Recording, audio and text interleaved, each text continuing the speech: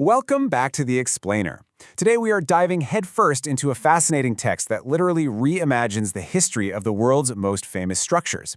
We're unpacking the Forbidden Walls project, which is a source that reevaluates ancient border fortifications through a highly controversial but honestly captivating lens known as the Tartarian expansion narrative. When we look at massive ancient fortifications like the Great Wall, we usually just rely on the standard textbook history of how and why they were built, right? But this text hooks us immediately with a really provocative central question. Who were these massive ramparts truly built to exclude?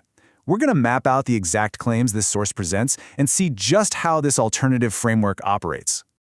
Okay, let's dive right into this. Section 1, Peeling Back the Stone. So our primary subject here is the physical structure of the Great Wall itself. The text proposes that the physical masonry we see today, these massive, imposing ancient stones, are actually acting as a kind of cover.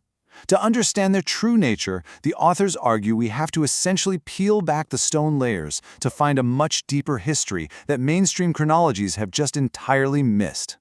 Moving right along to Section 2, the suppressed architectural reality.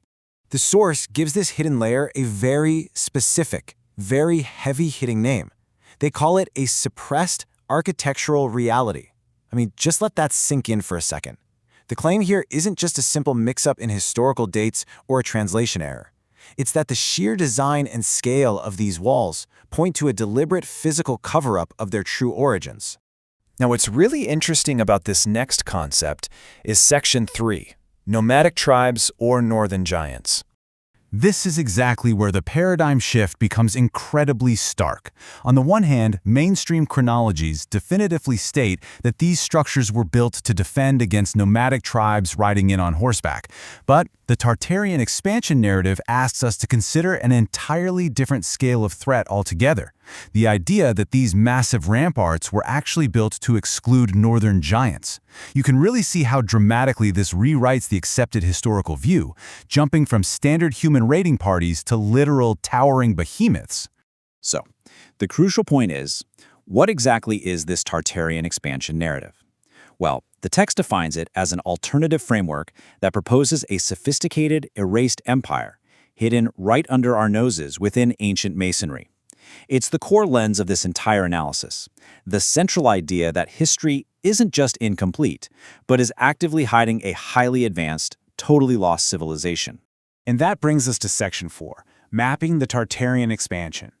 To actually reach these unconventional conclusions, the project follows a very strict three-step methodology, and this brilliantly illustrates their approach. Step 1. Peel back the stone layers of the Great Wall to expose that suppressed architectural reality. Step 2. Take that structural data and use it to map the geographic expansion of the Tartarians. And finally, Step 3, the culmination of the whole project. Use this newly mapped empire to directly challenge and dismantle mainstream chronologies. Let's move on and see how this builds into Section 5, Revealing an Erased Empire. When you take that methodology and apply it globally, the text reaches an absolutely staggering conclusion. Quote, revealing a sophisticated, erased empire hidden within the world's ancient masonry. End quote. The authors are arguing that we aren't just talking about the Great Wall of China anymore. They're claiming that ancient fortifications all over the earth collectively hold the structural secrets of an entirely lost global empire. All of this leaves us with a final, massive question to chew on.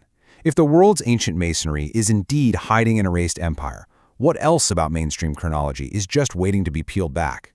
It's a thought that completely challenges the foundation of what we think we know about human history. Thanks so much for joining me on this explainer, and I'll see you in the next one.